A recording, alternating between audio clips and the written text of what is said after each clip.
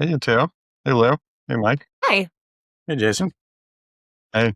So I got one for us this week. Let's go to the Netherlands. Let's go to Amsterdam. There's a cool studio that I wasn't familiar with in Amsterdam called Thonik that did a project for an orchestra called Phion. And this orchestra is unique compared to what you would think of an orchestra. You think of an orchestra, you're like, they're in the same beautiful architecture. They have home, you come to them. This one is a traveling orchestra between two provinces in the Netherlands, Gelderland, and the other one is Overijssel. As they were branding this orchestra, Phion, they couldn't really rely on anything stable, anything that anchored it. So what they ended up doing is relying on typography. They relied on a type house called Grilling Type, has this font called GT Planar. It's like sans serif, but it behaves with these decorative elements of it. So this is Phion. We are in the middle of really diving into audio as we build audio tools and talking a lot about music and talking about how to build a brand that speaks to the music industry and to musicians and to sound engineers and producers. When I saw this, I was like, what a beautiful way to do it. You don't have big production with incredible shoots and photography. You might just have low res video of an orchestra and the person leading the orchestra. This is a really interesting way, I think, to brand based on the idea and the feeling of music and what I mean by that. So every single arrangement piece that they perform has a different name and has a different style and has a different typography. And that typography is taking GT planar and they tilt some of the letters to really make it seem like a baton, to make it seem like it's part of the orchestra. Before they decide how to do it, they dissect what the emotional benefit of the piece is. So is it chaotic and has a lot of peaks and valleys and a lot of sudden notes? Is it creating suspense or is it beautiful and graceful? And each piece is designed based on the answers of those. And you can see in some of these visuals of how some of them feel a little bit disjointed and a little bit more chaotic, and the other ones feel more beautiful. As I was doing research about this, is the studio, Thonik, even talked about how we had constraints. If we got to a point where it's starting to feel like jazz, we went too far away. It needs to feel like an orchestra. And then you put it all in motion and look how it reacts to the baton. And it has this look and feel, has this color pop. And I thought it was really beautiful. And I wanted to share. Yeah, this is really, really cool. That GIF is amazing. Talk about variable type. When you are looking at like an OTF or a TTF, there's always some sort of variety, but they're pushing that so far beyond what the standard type suite that you would get is with a singular font, which is just so cool. And like you were saying, how it mimics the flick of the baton from the composer. That's really smart, beautiful design. It is interesting too. This whole identity is really hinged upon the typography. There's almost no photography. Like you were saying, they're lacking that gigantic piece of a generic brand guideline, the whole idea of having a photographic style or a video style. And they had to hinge it upon using the type in a really sophisticated but unique way. It's super rad. Obviously, you're trying to visualize music in a way through the typography, but it also mimics the different, I'm going to probably get the terminology wrong, but used to be in choir. So let's see if I remember. Like when you do crescendos and the music starts to get louder, I think they call it like forte. When it starts to get stronger or it diminishes, you can feel that in the type and in the sizing of some of the characters of the type, in the long angular stems of some of those. The P, for example, in the actual logo itself, or the D in that black and white GIF, it's mimicking almost how sound operates and feels in the form of symphony and music. It's really sophisticated. Yeah, it's the same system for different emotions and different mood. That's the accomplishment, I think, here to just do in typography and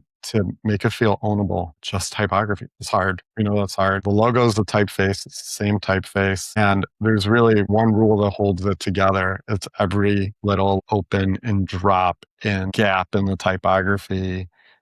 It's lowercase. It really gives you these curves and it becomes an interpretation of the music itself. Yeah, this feels so sophisticated and also really unexpected for a space like classical music too. When we think about classical music and we think about the imagery around it, it's almost always really intricate fonts, very historic driven, almost always connected to a place as well, a very storied building. I think of the LA Phil, and they've been at Disney Concert Hall forever, almost always has that historical gravitas to it.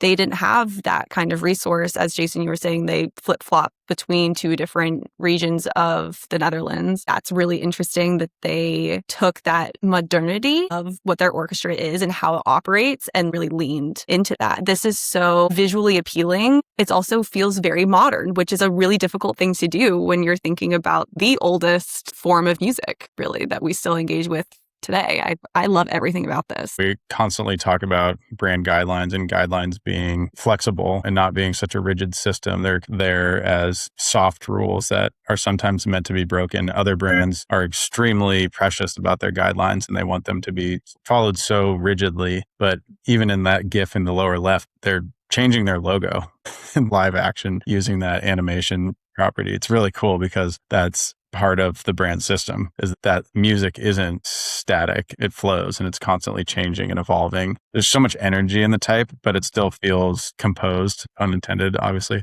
without it feeling too crazy. It still feels like they're using it in this really interesting way that it becomes such a key piece of each composition. None of those rags are really following the same type of grid system, but they all feel really properly composed. One thing that I saw doing my research too was their processes. They know an orchestra is coming and they make many different versions of the typography.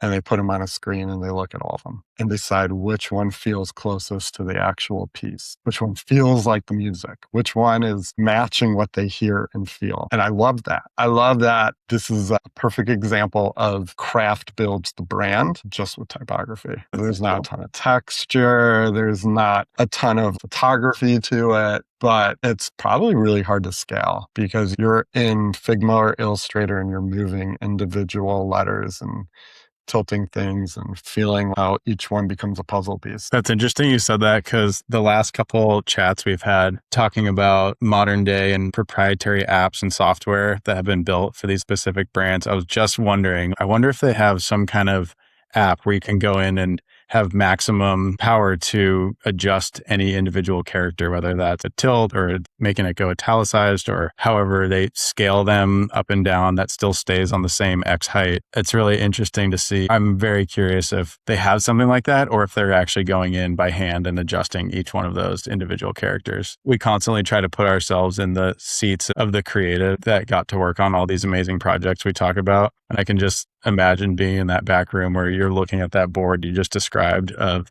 okay, which one feels like the music? And they're playing the music as they're deciding, So much fun. So much fun. Like, some things when you see it and you talk about it, and when we do put ourselves in the shoes of the people who are making this, you just want to know they experimented and created it with taste and craft. I hope there's no tool out there. This feels like this needs to be molded with your own hands. Yeah. What an innately human approach and process, too. I think of going to live music, going to a symphony. I love that the movement really reflects that kind of experience going and seeing classical music live. You just know that the feelings and the visceral reaction that so many people have towards classical music was innately part of the process of putting all of these pieces together. And that is very cool. You can feel this brand like as you're just witnessing it, how many companies accomplish that. I don't look at a logo very often and feel a very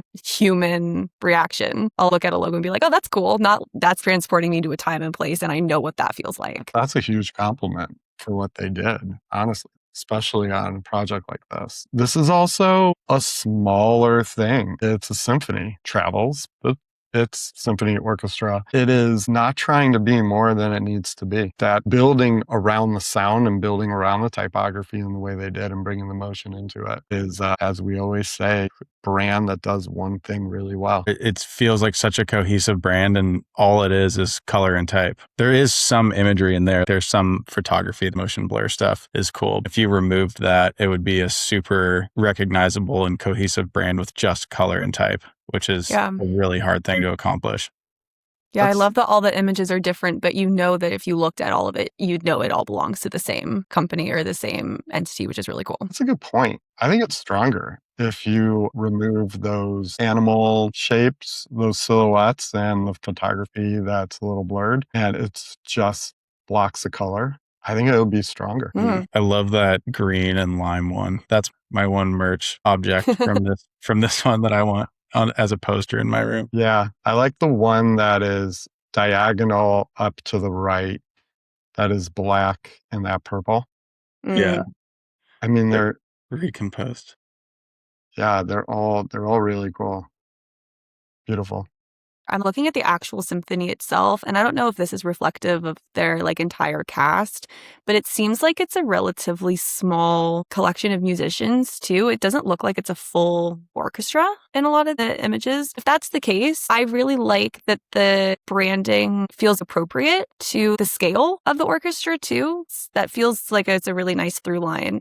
They're not trying to be opulent. It's another point to them. It just feels very authentic to this traveling orchestra that does what they need to do and brings beautiful music to people. Thinking of the Netherlands as a culture, they are very no fuss and very practical and very just get on with it, which is one of the things I love the most about going to the Netherlands. This feels very appropriate to that kind of cultural attitude. This is what we're about. It's simple, it's effective, it feels very appropriate, I think, not only to the actual orchestra itself, but then I think about the audience that's going to be going there too. I feel like this would really resonate.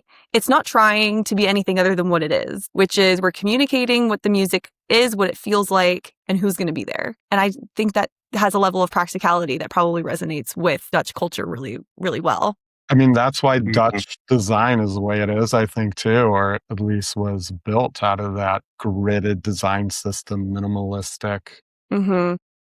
sharp edges. It's no fuss, no frills, no fluff, right? There's no fluff to this. Information. That's all it is. Feels really cool that the content of what they do as an orchestra is so influential and dictates what the design system is. Trying to think of another brand or company that I can think of that is such a one-to-one comparison where the object or the brand or the thing is so influential of the design system. What about Stranger? I actually think of Stranger of how defining taste and senses and visualizing that. Yeah, that's a really good one. Yeah, they're interesting flavor pairings and how that influence, how different categorically that should feel from the rest of that, what their product is. Really cool. I love this.